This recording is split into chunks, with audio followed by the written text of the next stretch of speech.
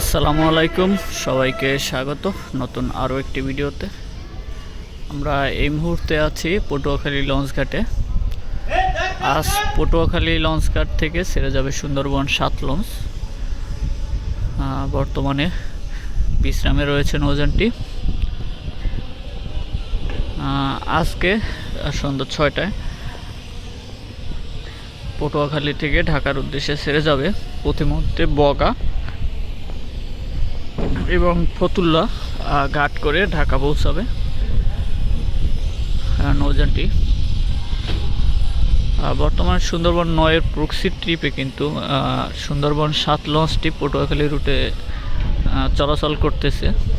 আপনারা জানেন সুন্দরবন 7 লঞ্চ কিন্তু পটুয়াখালী রুটেই কিন্তু সর্বপ্রথম যুক্ত হয় 2015 সালে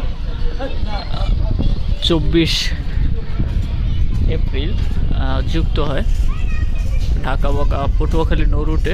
তৎকালীন সুন্দরবন 11 নামকরণে কিন্তু পটুয়াখালী রুটে যুক্ত হয় সুন্দরবন 7 লঞ্চ 11 লঞ্চ। পরবর্তী সময় নৌযানটির কিন্তু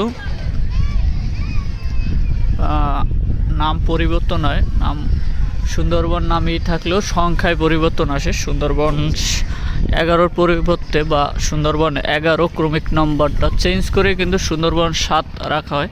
আর বরিশালের সুন্দরবন 7 লঞ্চটিকে কিন্তু 11 নামকরণ করা হয়।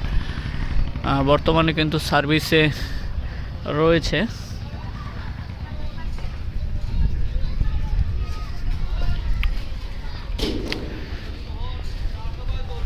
ঢাকা আজকে পটুয়াখালী থেকে ঢাকার ডেক ভাড়া হচ্ছে 500 টাকা, সিঙ্গেল কেবিন হচ্ছে 1100, ডাবল হচ্ছে 2000 থেকে 2200 টাকার ভিতরে। এই ছিল আজকের আপডেট। ধন্যবাদ সবাইকে।